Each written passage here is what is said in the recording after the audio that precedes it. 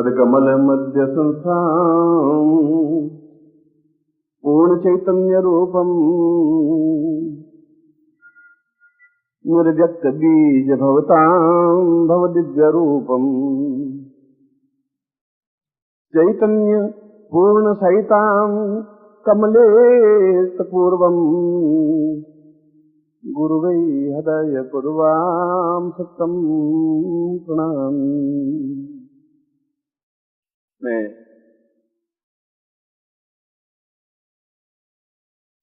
भारत के श्रेष्ठ ऋषि विश्वामित्र संहिता के चतुर्थ अध्याय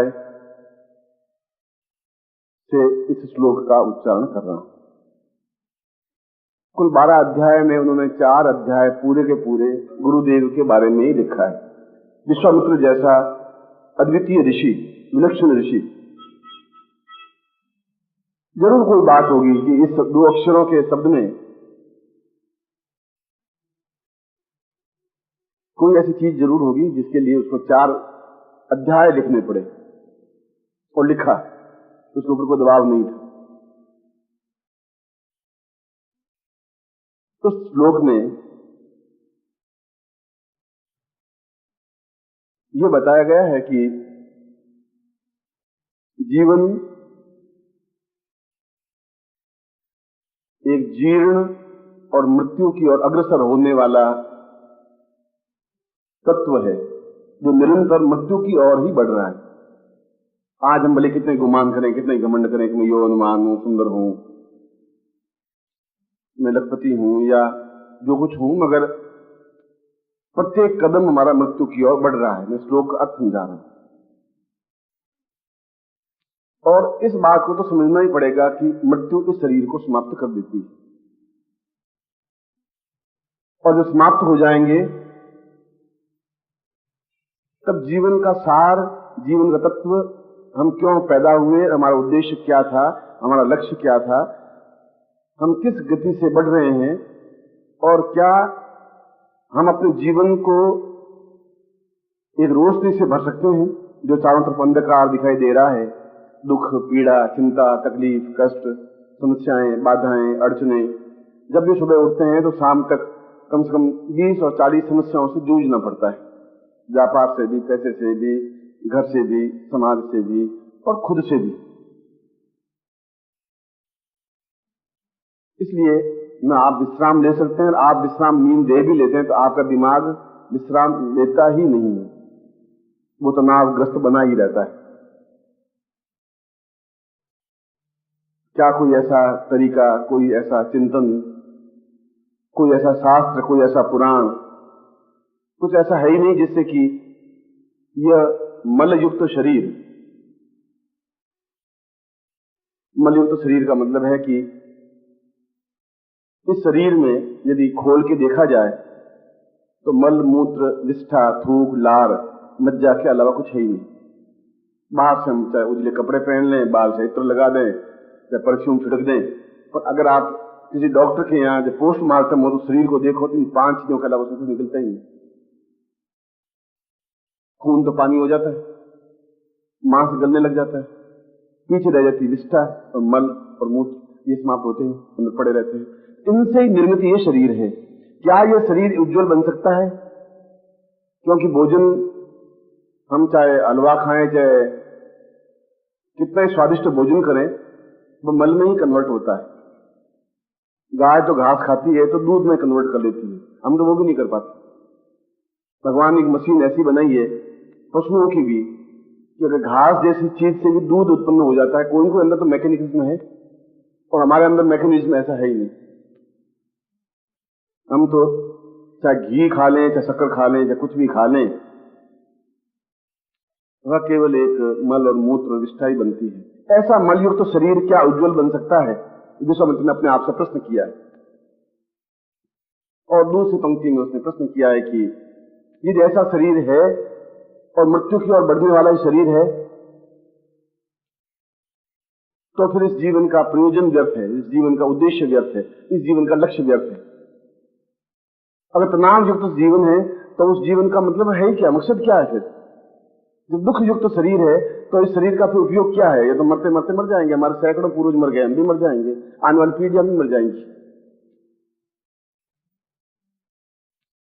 तो कौन सा ऐसा मंत्र है, कौन सा ऐसा जप है, कौन सा ऐसा अनुष्ठान है? क्या हमारे ऋषियों को ये ज्ञात नहीं था कि आने वाली पीढ़ियों के लिए कोई ऐसी चीज छोड़ जाए जिससे कि वो अपने जीवन में इस मलयुक्त शरीर को जाज्वल्यमान बना दे, तेजस्वी बना दे, एक अद्भुत अनिवर्तनीय बना दे, ऐसा बना दे कि देखने वाले देखते रह जाएं, हमें संतोष हो सके कि हमने कुछ किया, एक एहसास हो सके कि हम सही रास्ते पर हैं, एक मानसिक शांति मिल सके, हम गतिशील हो सके और मृत्यु से भयभीत नहीं हो सके, मृत्यु हमारा कुछ बिगाड़ नहीं सके। और तीसरे पंक्ति में कहा है कि हजारों और सैकड़ों देवता हैं, देवियां हैं, एक देवी के विभिन्न रूप हैं, राम हैं, कृष्ण हैं, हनुमान है, जगदम्बा है, काली है, छिन्नमस्ता है, भुवनेश्वरी है। और आप देखेंगे तो कौन से देवता की उपासना करें, क्या देवता की उपासना से काम हो जाएगा? कई बार हम बगला मुख में जाप करते हैं, फिर छोड़ देते हैं, फिर राम राम करते हैं, फिर उसको छोड़ देते हैं, हनुमान जी की पूजा करते हैं, हनुमान जी को छोड़ देते हैं। करें क्या? तो विश्वामित्र अपनी पूरी चौथी लाइन लिखी नहीं, इस श्लोक की 3 लाइनें लिखने के बाद में वे तपस्या करते रहे और तपस्या पूरे साल भर की। पर्ण नीर सदैवत्वाम पूर्ण तपः मनश्चितिम ताम चतुर्थम पंक्तिश्च ससार भवोच्यते। उन्होंने पत्ते और पानी खाकर के साल भर तपस्या की और इस चिंतन को लगाया कि वास्तव में इसका उद्देश्य, हेतु, उपाय क्या है। और उन्होंने बताया कि केवल गुरु शब्द ऐसा है जिसको हम देखें नहीं, कि वो देखने की चीज नहीं है, कोई पदार्थ नहीं है, वह छूने की चीज भी नहीं है कि उसको स्पर्श करें, उसको उठा के ले जाने की भी जरूरत नहीं है।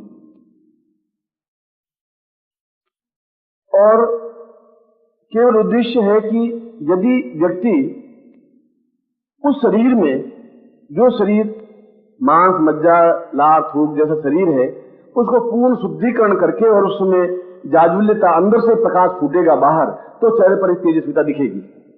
बाहर से तेजस्विता पाउडर लगाने से, क्रीम लगाने से और दूसरे लगाने से तो तेजस्विता नहीं आ सकती, चमक नहीं आ सकती। वह तो घंटे, आधे घंटे की होगी, फिर आधे घंटे बाद फिर आपको कुछ न कुछ बिल क्रीम वगैरह, पाउडर क्रीम लगाना ही पड़ेगा, फिर आधे घंटे बाद लगाना पड़ेगा, वो झुर्रियां तो मिटेगी नहीं। अंदर से जब प्रकाश बाहर आए, बाहर से प्रकाश अंदर लेने की जरूरत नहीं है। और अंदर से प्रकाश तब आ सकता है जब कोई तेजस्वी व्यक्तित्व उसके अंदर स्थापित हो जाए, ऐसा तेजस्वी व्यक्तित्व जो समस्त देवताओं का सार हो। अब राम को बिठाएंगे या कृष्ण को बिठाएंगे या बगलामुखी को बिठाएंगे या काली को बिठाएंगे, सैकड़ों देवताएं किन किन की उपासना करेंगे। अगर उपासना करेंगे ये जीवन तो पूरा बीत ही जाएगा, ये जीवन तो समाप्त हो जाएगा कि 33 करोड़ देवता है, एक दो भी नहीं है, और सबके कार्य अलग अलग है। लक्ष्मी के धन चाहिए तो लक्ष्मी के लिए है, शत्रु को संहार करना चाहिए तो बगलामुखी की है, मृत्युंजय मृत्यु से दूर होना तो भगवान शिव की है, संतान चाहिए तो उसके लिए गोपाल है।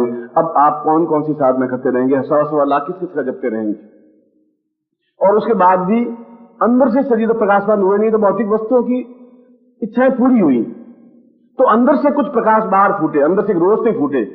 गुरु नानक ने भी यही कहा कि रोशनी अंदर से बाहर निकलनी चाहिए, बाहर से अंदर रोशनी आ ही नहीं सकती, संभव नहीं है। इस शरीर में बाहर का कांटा भी सहन नहीं करता, कांटा छुप जाए तो पैर दर्द करने लग जाता है, जब तक कांटा निकलेगा नहीं वो शरीर दर्द करता ही रहेगा। इस बाहर की रोशनी तो अंदर आ ही नहीं सकती, अंदर से कोई रोशनी बाहर निकले, और अंदर से रोशनी बाहर तब निकलेगी जब कोई तेजस्विता उसके अंदर स्थापित हो सकेगी, उस शरीर के अंदर, उसके हृदय में, क्योंकि मूल स्थान वही है। हृदय बंद, आदमी बंद, समाप्त। हृदय जागृत है, आदमी जागृत है। मनुष्य का मतलब है हार्ट, हृदय, प्राण, चेतना, क्योंकि उससे उपयुक्त स्थान शरीर में कहीं है ही नहीं, उससे मूल्यवान कोई स्थान नहीं है। और उस मूल्यवान शरीर में यदि समस्त देवताओं के पूंजीभूत स्वरूप, क्योंकि शास्त्रों में कहा है कि गुरु ब्रह्मा गुरु विष्णु, तो बोला नहीं, गुरु देवो महेश्वर, गुरु साक्षात पर ब्रह्म, अगर तुम ब्रह्मा की पूजा करना चाहते हो, विष्णु की या रुद्र की, या पर ब्रह्म पुण्य जागरण करके पर ब्रह्म तक पहुंचना चाहते हो, तो तस्मै श्री गुरुवे नमः। सबको देवताओं का अगर एक ही रूप देखना है तो फिर गुरु को ही देखना पड़ेगा तुम्हें।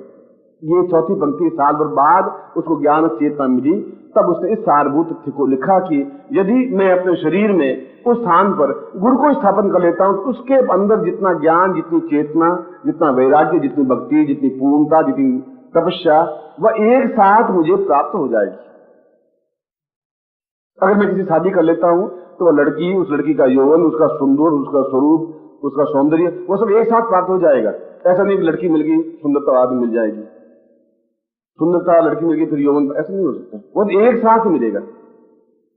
अगर गुरु हृदय में स्थापित हो गए तो फिर वो अपनी, उसके पास जितना भी ज्ञान है वह सारा ज्ञान का समूह अपने आप में स्थापित हो जाएगा। स्थापन हो जाएगा तो ज्ञानम तपस्या वै एतम सपूर्ण मद उच्यते स तेजस्विताम स चैतन्यम स मृत्युर्भय भीता।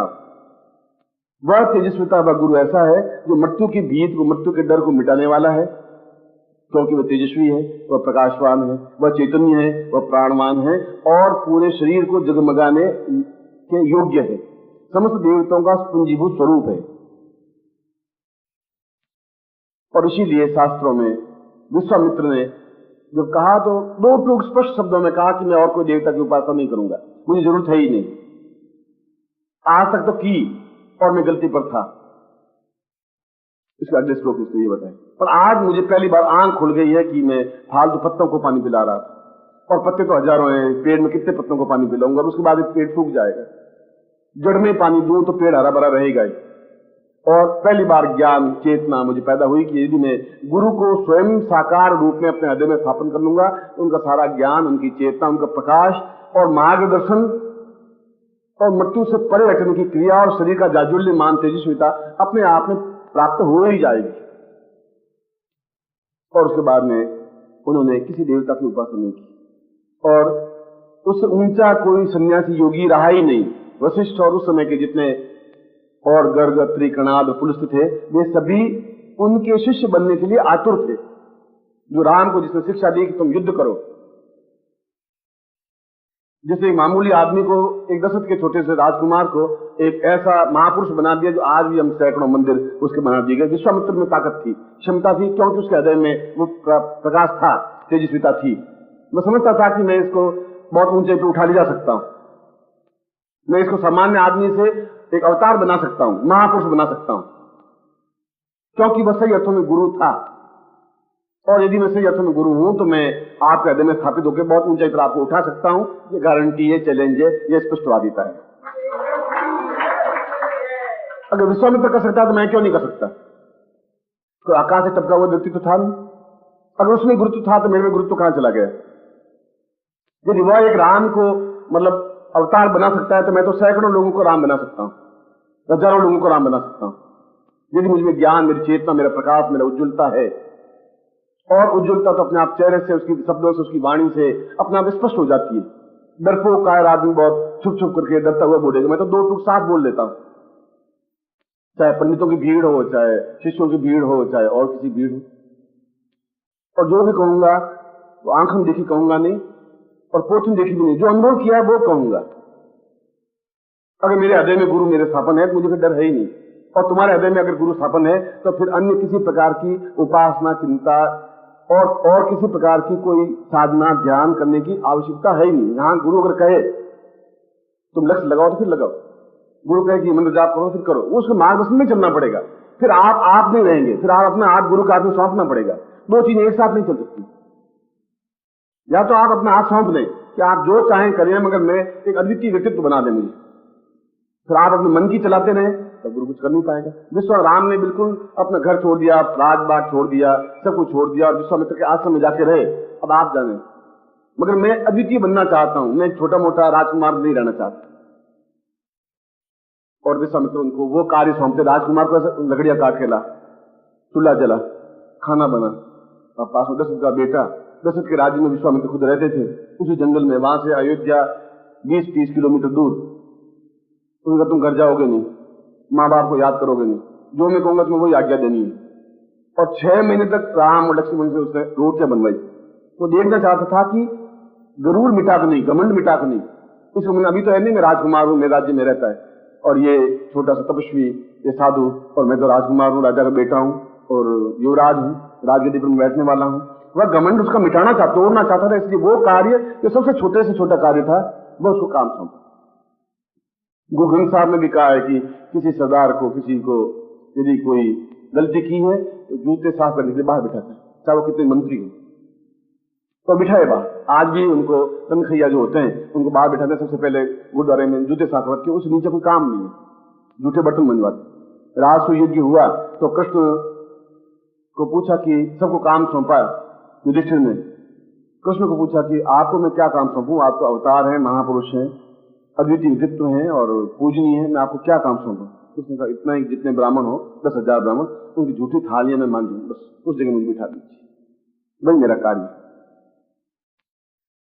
लघुता से ही जीवन पूर्णता प्राप्त हो सकती है, क्योंकि अंदर जब गुरु स्थापन होंगे तो अपने आप नम्रता, प्रेम, दया, ममता, करुणा, स्नेह, अटैचमेंट, जो मानवीय गुण अपने आप प्राप्त हो जाएंगे। उसके साथ साथ विद्वत्ता, ज्ञान, धैर्य, क्षमता और सफलता निश्चित रूप से उनको प्राप्त होती ही है। असफल हो ही नहीं सकता, वो संभव नहीं है, क्योंकि उसको अपने आप मानसिक चेतना मिलती रहती है, क्या सही है क्या गलत है, मैं किस रास्ते पर हूं, और परिस्थितियां अपने आप हंसती रहती है।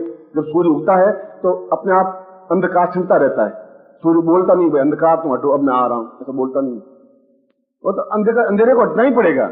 जब गुरु अंदर स्थापन है तो अंदर सामने जो समस्याएं बाधाएं उनको हटनी ही पड़ेगी, दोनों चीजें एक साथ चल नहीं सकती, और वो हटेंगी तो रास्ता बिल्कुल सुगम है, तेजी से साथ दौड़ सकोगे, और दौड़ सकोगे मृत्यु और माम अमृतम गमय, मृत्यु से एकदम कन्वर्ट हो जाएगा। अभी आप मृत्यु की ओर जा रहे हैं और गुरु स्थापन होंगे तो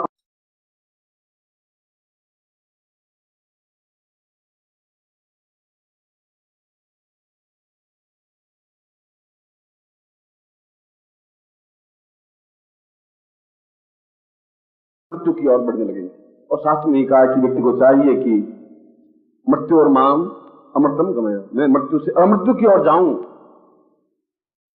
और इसके लिए आधारभूत तथ्य यही है कि हम गुरु की महत्ता को समझें, पहली बात।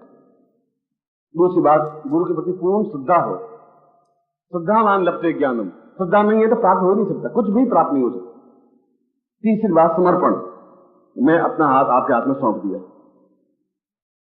यदि आपने देखा होगा कि कन्यादान करते हैं तो लड़की का हाथ सौंपते समय मंत्र में लिखा हुआ है कि इस लड़की को मैं आपको समर्पित करता हूं, बस अब इसके ऊपर मेरा अधिकार नहीं है, इसका खुद का भी अब इसके ऊपर अधिकार नहीं, आप जाने आपका काम, पति को सौंप देते।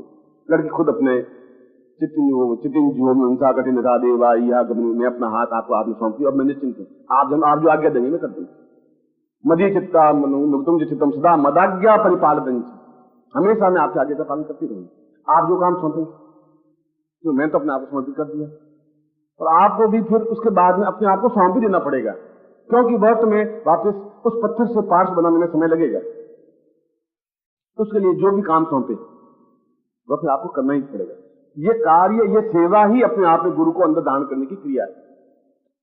ऐसा तो नहीं उसको पकड़ा कुत्ते के अंदर डाल दिया ले, ऐसा तो नहीं, ऐसा थोड़ी गुरु तुमसे कमजोर तो है नहीं, तुम पकड़ोगे तो वो तुम्हारा गला पकड़ ले, वह तो आपने समर्पण होना ही पड़ेगा। और समर्पण होने के बाद में जो सेवा भाव होगा आपका, जब राम की सेवा भावना हुई तो विश्वामित्र ने उसको सिखाया अग्निबाण कैसे चलाते हैं, उसका आने वाले शत्रुओं का संहार करने के लिए कौन सा तीर कैसे चलाया जाता है। जब उसने समर्पण किया तो सिखाया, और गद्दी पर बैठा था, वो ट्यूशन भी कर सकता था, अच्छा मैं ट्यूशन के पैसे दूंगा, तुम आ जाओ मुझे सिखाया करो, मैं राजा का बेटा हूं, वो नहीं सीख सकता। आप मेरे घर पे आए तो मैं सिखा सकता हूँ, आपको तो अच्छी बात है, 501 रुपए अब मेरे आके ये गुरु अधिष्ठान दीक्षा दिलवा दी, तो 5 लाख दोगे तभी मैं तुम्हारा करनी आऊंगा। ये संभव नहीं है, क्योंकि आप शिष्य भाव बनेंगे तब कुछ हो पाएगा, और वह शिष्य भाव सेवा के माध्यम से प्राप्त हो सकता है। और सेवा गुरु सौंपते नहीं है, सेवा को छीनना पड़ता है, लेना पड़ता है, करना पड़ता है कि मुझे जो भी काम मिल जाए मुझे करना है, और धीरे धीरे जो करते रहेंगे गुरु अदय में उतरते रहेंगे। क्रिया मैंने प्रारंभ कर दी है, लाइट मैंने आपके हाथ में सौंप दूंगा, तो लाइट को प्रकाशवान बनाना तो आपका काम, एक्टिव तो आपको होना ही पड़ेगा, और जितने एक्टिव होते रहेंगे, और उसके लिए आपको मैं मांग ही नहीं रहा हूं आपसे पैसे, धन मांग नहीं रहा हूं, कपड़े आपसे मांग नहीं रहा हूं, सेवा का मतलब तो पानी पिलाना भी सेवा है, पांव दबाना भी सेवा है, इनके आगे का पालन करना भी सेवा है। मैं कहता हूं ऊपर से कूद जाओ तो ठीक है, आप कूद जाएंगे। मैं कहूंगा कि तुम 2 मिनट नहीं आओगे, 2 मिनट नहीं आओगे, तुम ये मंत्र जाप करो, ये मंत्र जाप करो। गुरु में भी चेतना होगी कि ऊपर से गिरा देंगे मर जाएगा, आखिर वो बुद्धिमान तो हो गई, गुरु है और पूर्ण मूर्ख है। इसलिए अपने आप को पूर्ण रूप से समर्पित होने की क्रिया शिष्यत्व है, और शिष्य को जाज्वल्यमान बनाना गुरु का कार्य है। इसके बीच में जो चीज है वह सेवा है, समर्पण है, श्रद्धा है, और ये भाव लाने पड़ेंगे। अभी क्रोध है, विकार है, तनाव है, डाउट है, संदेह है, भ्रम है, कई बीच में बाधक हैं, उनको तो हटाना ही पड़ेगा। इनको हटा करके इन तीनों गुणों को लाना पड़ेगा, और इन तीनों गुणों को कहीं से बाजार से मिलेंगी नहीं, रानी बाजार में या मोती बाग में वहां कहीं मिलेंगी नहीं, ये चीजें दुकान पर नहीं मिलती। ये तो अंदर से एक चिंतन है, भाव है। आए और गुरु जी मुझे कुछ काम सौंपिए, मैं आया हूं, मेरे लिए क्या आज्ञा है, मैं क्या कर सकता हूं, जो मेरे लायक है वो काम मुझे सौंपिए। आपके लायक जो काम होगा, झाड़ू निकालने काम होगा, झाड़ू निकालने काम सौंपेंगे, और कोई दूसरा काम होगा, दूसरा काम, जो मुझे जरूरी समझूंगा वो देखूंगा। रोटी बनाने काम तो रोटी बनाने का काम आपको सौंपूंगा, पर वो मुझे सोचना है कि इसको अपना घर बार देखना, या रोटी बनाऊंगा तो घर कौन संभालेगा, ये मुझे भी सोचना पड़ेगा। मैं एक बहुत ही सामान्य प्रक्रिया स्थिति समझा रहा हूं कि गुरु हृदय में कैसे धारण हो सकते हैं, और उसका प्रारंभ ये क्रिया के माध्यम से है, जो मैं आज प्रयोग संपन्न करवा रहा हूं। यह प्रयोग इसलिए है कि मैंने आपके हृदय के द्वार को खोल दिया है। अभी तो हृदय का द्वार बंद है, अभी तो हृदय बिल्कुल अपने आप में मुरझाया हुआ है, उसकी पंखुड़ी अपने आप बंद है, अभी उसमें से कोई सुगंध नहीं है, अभी उसमें कोई चेतना भी नहीं है, अभी उसमें कोई प्राण तत्व जैसी चीज है ही नहीं, अभी उसमें कोई ऐसी विस्फुरण नहीं है जिसके माध्यम से आप एहसास कर सकें कि ये रास्ता, ये अंधकार कैसे हटेगा। और जब तक खुलेगा नहीं तब तक गुरु स्थापन हो नहीं सकती। ये उसका उस हृदय कमल को खोलने की पहली सीढ़ी है, पहली क्रिया है, और उसको 16 पंखुड़ियां अपने आप में खोलती रहेंगी और गुरु स्थापन होते रहेंगे। और जब गुरु स्थापन हो जाएंगे तो अपने आप में राम बन जाएंगे, कृष्ण बन जाएंगे, बुद्ध बन जाएंगे, महावीर बन जाएंगे, चैतन्य महाप्रभु बन जाएंगे, ईसा मसीह बन जाएंगे, कुछ भी बन जाएंगे, बनेंगे ही बनेंगे अपने आप में अद्वितीय। चाहे आर्थिक क्षेत्र में हो, चाहे सामाजिक क्षेत्र में हो, चाहे राजनीतिक क्षेत्र में हो, किसी भी क्षेत्र में हो, आप अद्वितीय बने। तो ये जरूरी नहीं है कि आप मतलब सेवा भाव ही रखें। मैं तब एहसास कर सकूंगा, गुरुत्व तब तो मेरा सही होगा कि आपको मैं आज दीक्षा दिए, साल भर बाद देखूंगा आप इतनी ऊंचाई पर हैं, आर्थिक दृष्टि से बहुत ऊंचाई पर हैं, सामाजिक सम्मान की दृष्टि से बहुत ऊंचाई पर हैं, चेहरे पर तेजस्विता है, ओज है, प्रभाव है। साल भर और 6 महीने में इतना डिफरेंस आया है, वो डिफरेंस में महसूस करूंगा तो एहसास करूंगा कि मैं सही ढंग से प्रयोग करवाया। आपको एहसास होगा कि वास्तव में पहले से मुझे दृढ़ता, हिम्मत, साहस, क्षमता, पौरुष, पुरुषार्थ, चेतना, जागृति आई है, और पहले दिमाग कम हुए, पहले समस्याएं कम हुई हैं, अंधेरा छंटने लगा है। ये स्थिति अपने आप एहसास करोगे। आप ही इम्तिहान दोगे, आप ही नंबर दोगे, कॉपी आपके हाथ में, पेन भी आपके हाथ में, एग्जामिनर भी आप, तीनों आप मुझे रिजल्ट बता दोगे गुरु जी ये। और इस प्रकार की क्रिया से मैं भी गुजरा हूं, तो मैं गुजरा हूं और उसमें सफलता मिली है, तो मैं इस रास्ते पर आपका हाथ पकड़ के तो चला रहा हूं। इसलिए चला रहा हूं क्योंकि मैंने उसको अनुभव किया है। मेरी वाणी में दृढ़ता है, हिम्मत है, क्षमता है। चुनौतियां, परेशानियां तो आपके परिवार में तो 8 लोग होंगे साथ, मेरे परिवार में 25 लाख लोग हैं और 25 लाख समस्याएं। हर व्यक्ति टेलीफोन करेगा तो समस्या के साथ ही करेगा। अब 25 लाख लोगों की समस्या मिटाने के लिए बहुत करेज, हिम्मत और बहुत पैसेंस चाहिए। तुम 8 लोगों में चिल्ला जाते हो कि भाई क्या घर है, साला बूचड़ खाना है, क्या है, और यहाँ 25 लाख लोगों को निपटाना तुम खुद सोच सकते हो उसमें कितना पैसेंस होगा। ये पैसेंस इसलिए है कि अंदर कोई रोशनी है, प्रकाश है, अपना मार्ग दिखाती रहती। आप भी उसी रास्ते पर गतिशील हो सके, उतनी तेजस्वी बन सके। मैं आपको साधु नहीं बना रहा हूं, मैं आपको सन्यासी भी नहीं बना रहा हूं, मैं आपको योगी नहीं बना रहा हूं, मैं आपको मंत्र जाप भी नहीं करवा रहा हूं, मैं आपको बना रहा हूं अद्वितीय। आपके मुकाबले में दूसरा बन ही नहीं सके समाज में, आपके परिवार में। आपके मुकाबले आपके जैसा दूसरा बन जाए तो बात ही क्या हो गई।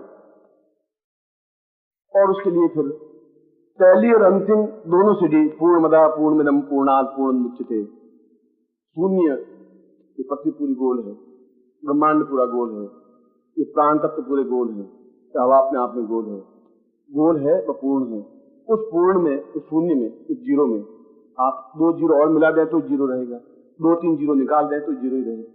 उस शून्य में से 50 शून्य निकाल दें तो जीरो रहेगा, 50 शून्य और भर दें तब भी शून्य रहेगा। इसलिए शून्य को पूर्ण कहा गया। और पूर्ण आप तब बन सकते हैं जब आप निश्चिंत हो जाएंगे, तब पूर्ण बनेंगे। तभी तो यजुर्वेद में अंतिम कहा कि पूर्ण मदा पूर्णमिदम पूर्णात् पूर्णमुच्यते। पूर्ण से ही पूर्ण बनता है, उसमें और पूर्णता मिलता रही तभी पूर्ण बनेगा। घड़ा पूरा भरा हुआ है, छलकेगा ही नहीं, आधा घड़ा छलकता रहेगा, वो अच्छा भी बोलेगा, हल्का भी बोलेगा। तो घड़ा भरा हुआ है तो ठीक है, दुनिया चल रही है, मैं अपने आप में निश्चिंत हूँ, मेरे सामने समस्या आ नहीं सकती और मैं जो बोलूंगा वो होगा ही होगा, गारंटी के साथ में होगा। इतना विश्वास में कॉन्फिडेंस आप में आएगा ही आएगा, क्योंकि ये अपने आप में पूर्ण तत्व प्रयोग है, अपने आप में गुरु आदेश धारण प्रयोग है। ये छोटा प्रयोग नहीं है। ऐसा नहीं है कि मैं मंत्र जाप करूं और आपने बता दिया, ऐसा कुछ नहीं है। वो तो बाहर ही क्रिया हुई मंत्र जाप, आपको तो अंदर स्थापन होना है और सेवा अंदर से बाहर निकलेगी, समर्पण अंदर से बाहर निकलेगा, विश्वास अंदर से बाहर निकलेगी, श्रद्धा अंदर से बाहर निकलेगी। बाहर वाले तो आपको भरमाएंगे, भड़काएंगे, तो कहेंगे क्या कर रहा है। लोग गुमराह करने के लिए ही लोग पैदा हुए हैं आसपास। इसलिए कबीरदास जी साफ साफ बोलकर निंदक नियरे राखिए, जो निंदा करने वाले हैं उनको नजदीक राखिए। अंग्रेजी उनको भी आती थी, निंदक नियर, नियर मन नजदीक। तो कोई मुझे नहीं, कबीर को पूरी अंग्रेजी आती थी, साफ नियर बोला है उसने। तो निंदक नियरे राखिए, उसने कहा जो निंदा करने वाले उनको और नजदीक रहो। मित्र तो कोई बाद में मिल जाएंगे, कोई बाद में कहां जाएंगे। और नजदीक भी मतलब अपने आंगन में एक झोंपड़ी बना उसमें रखिए आराम से। निंदा करने वाले बिन पान नहीं साबुन मान निर्मल करे स्वभाव, क्योंकि वही एक ऐसा व्यक्ति है जो निंदा करने पर भी आपने कोई भाव चिंता होती नहीं। कुत्ता भौंक रहा है, भौंकने दीजिए, घर के आंगन में भौंकने दीजिए, कोई प्रभाव नहीं पड़ता। इससे बाहर आपको भड़काएंगे, कहेंगे तुम कुछ नहीं, इससे कुछ नहीं होगा, ये यही कहेंगे। क्योंकि मेरे घर में एक ड्राइंग रूम है, ऊपर एक मंदिर और 12 बाथरूम, लैट्रिन 12, मंदिर तो एक, लैट्रिन 12। इस समाज में भी लैट्रिन 12 है, मंदिर तो एक ही। तो हम किन किन बाथरूमों को धोते रहोगे तुम? होने दीजिए। बाथरूम का काम बाथरूम ही होगा। वहां पूजा मंदिर में मूर्ति स्थापन नहीं हो सकेगी। वो चिल्लाएं, चीखे, गालियां बोले, आपको उल्टा भड़काए तो उनको तो नजदीक गले मिल, अच्छा लगा तुम बोला, बहुत सुंदर मिला, गले मिल मेरे आंगन में आप खाना। कभी ने पहले कह चुके, उसको अंदर लाइए, घर में भिजाइए, आंगन में धूप नहीं लगे बेचारे को तो झोंपड़ी छिपा के रखाइए।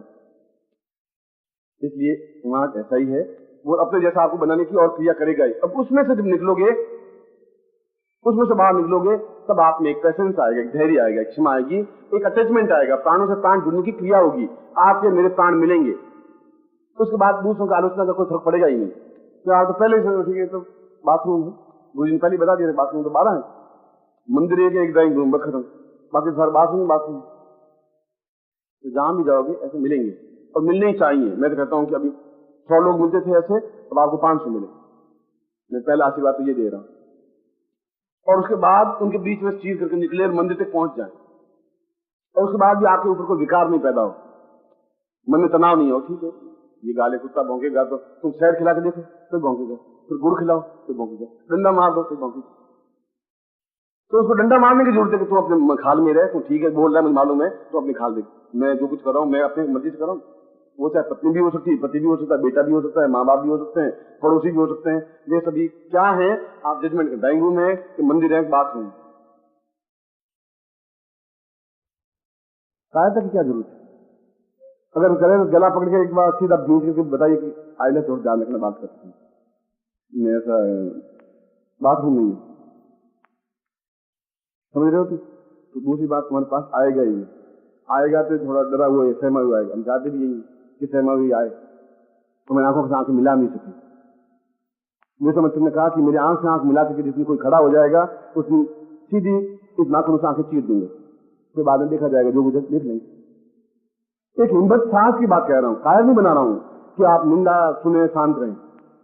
गुरु निंदा देव निंदा सुन ली, वो तो बिल्कुल सारे किए गए पुण्य ही क्षीण हो जाएंगे एक क्षण में। पलट करके जवाब दीजिए, गाली में दीजिए। उसने कहा कि तुम जिस रास्ते पर चल रहे हो तुम चलते रहो, जो मैं कर रहा हूं मैं सही कर रहा हूं, मुझसे छीना नहीं गया कुछ, मुझको लिया नहीं है, मैं उनको पहचानता हूं। कई जन्मों के संबंध होंगे, संस्कार होंगे, प्राण से आप में नहीं होंगे, आप में नहीं होंगे, आप तालाब का पानी पिएंगे, मैं मानसरोवर का पानी पी रहा हूं, बस उसमें क्या फर्क है? मैं गंगा का पानी पी रहा हूं, तुम तालाब का पानी पीते रहो, मैं आपको रोक नहीं रहा हूं, क्योंकि वो तालाब तो सूख जाएगा, मानसरोवर सूखेगा नहीं। ये सारी बात कहने के पीछे मेरा उद्देश्य ये था कि आप कौन हैं और किस प्रकार से इस शरीर, मलयुक्त शरीर को अपने आप में जाज्वल्यमान बनाना है, तेजस्विता युक्त बनाना है, और बने, और जल्दी से जल्दी बने। इसके लिए आपके मेरे प्राणों का अपने आप में विसर्जन होगा। या तो मैं तुम्हारे शरीर में समा जाऊंगा, अरे में दान हो जाऊंगा, या आप मेरे, जब मैं हो जाऊंगा तो आप ले। जल में कुंभ, कुंभ में जल है, बाहर भीतर पानी। उसने कभी कहा है कि एक तालाब घड़ा भरा हुआ है और उस तालाब के अंदर थोड़ा उसको डाल दीजिए। अब घड़े का पानी अलग है, उस तालाब का पानी अलग है, दोनों पानी अलग अलग है तो एक ही चीज। उस घड़े में भी जल है, वो तालाब में भी जल है। अब दोनों पानी अलग अलग है, पर घड़े का पानी तो सड़ जाएगा। आप मटकी को मत धोइए, 5 मिनट बाद उसमें कीड़े पड़ जाएंगे, 10 मिनट बाद तो आप पानी पीने लायक रहेगा ही नहीं। अब उसको शुद्ध कैसे बनाए? फूटा कुंभ जल जल ही समाना, ये तत्व कहा गया ज्ञानी ने। ये मूल बात ये कही है कि उस घड़े को फोड़ दीजिए तो वो पानी, उस पानी मिल जाएगा, अपने आप में शुद्ध बन जाएगा, चैतन्य बन जाएगा। इसलिए या तो आप मुझ में समा जाएं या मैं आप में समा जाऊं, और समाएंगे आप, मैं आप में समाऊंगा तो आप जरूर मुझ में हृदय में स्थापन होंगे ही होंगे। उन दोनों के बीच में फिर गैप रह ही नहीं सकता, फिर डिफरेंस नहीं रह सकता। इसलिए अपने प्राणों से जोड़ने की क्रिया है। मैं आपके प्राणों में पूर्ण रूप से जुड़ूं, आपके प्राण पूर्ण रूप से मेरे पास हों, आपका हृदय, आपकी चेतना, और वह उन दोनों के बीच में रास्ता सेवा भाव करा। और सेवा भाव की जरूरत ये नहीं मेरा पांव दबाएं या कोई कार्य करें। एक मन में एक भावना है कि मुझे काम सौंपे और मैं कार्य करूं। गुरु सौंपेगा ही नहीं, उस सेवा को छीननी पड़ेगी आपको। आप में जो एबिलिटी है वो उनके सामने दृष्ट करने की, गुरु जी मैं ये कर सकता हूं, मैं ये कार्य करना चाहता हूं। वो कहेगा ठीक है, तेरी इच्छा है, करना तो कर, मत करना और मत कर, कोई बात नहीं। वो कहा नहीं और गुरु लालची बना नहीं। गुरु लालची तजो चेला अलसेटा, और चेला अगर सेवा नहीं करता है तो ऐसे चेले को भी छोड़ देना चाहिए। पिता विधर्मी तजो, तजो नालायक बेटा। नालायक बेटा वो क्या कहेगा? बदनामी करेगा। और पिता अधर्मी है, जो धर्म को समझता नहीं, प्राण को समझता नहीं, उसको भी छोड़ देना चाहिए। साथ में तो साफ साफ। इसलिए मैं आज का प्रयोग अपने आप में जाज्वल्यमान प्रयोग है, एक अद्भुत प्रयोग है, एक चैतन्यमान प्रयोग है। और मैं उस विश्वामित्र के श्लोक से वापस अपने प्रवचन को समापन कर रहा हूं कि विश्वामित्र ने कहा कि जीवन का मूल सार तत्व केवल यही है कि इस हृदय में पूर्ण रूप से गुरु, और केवल गुरु, एकमात्र गुरु, कोई देवता की जरूरत नहीं, क्योंकि वह स्वयं देव स्वरूप ही है, क्योंकि समस्त देवताओं का पुंज वो स्वरूप है। इसलिए मैं उसको हृदय में स्थापन कर लूं, और जब स्थापन कर लूंगा तो शरीर मलिप्त नहीं रहेगा, जाज्वल्यमान बन जाएगा, तेजस्विता युक्त बन जाएगा। उसी प्रयोग को, उस विश्वामित्र प्रयोग को ही, जिसके माध्यम से वो आज उतने 1000 वर्षों के बाद भी आज प्रकाशवान है, पुंजीभूत स्वरूप है, और श्रद्धा के साथ उसका नाम हमने देवता लेते हैं कि ऐसा ऋषि पैदा हुआ ही नहीं, ऐसा तेजस्वी एकदम से बोलने वाला व्यक्तित्व नहीं पैदा हुआ। उसी प्रयोग को मैं आपको संपन्न करवा रहा हूं, और मैं आपको आशीर्वाद दे रहा हूं कि वास्तव में आप एक अद्भुत तेजस्विता युक्त और चैतन्य बने, प्राणवान बने, और अपने समाज में और कुल में और परिवार में और आसपास के लोगों में और देश में और संसार में एक बहुत ऊंचाई पर उठे, और निश्चित रूप से उठेंगे ही, ऐसा मेरा आपको आशीर्वाद है। ऐसी कल्याण कामना करता हूं।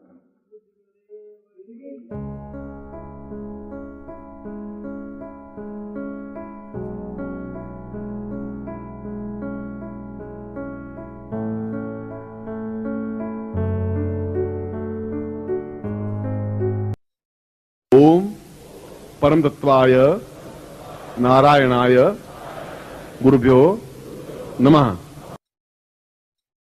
ओम ह्रीं मम प्राण देह रोम प्रतिरोम चैतन्य जाग्रय ह्रीं ओम नमः। ओम भूर्भुवः स्वः तत्सवितुर्वरेण्यं भर्गो देवस्य धीमहि धियो यो नः प्रचोदयात्।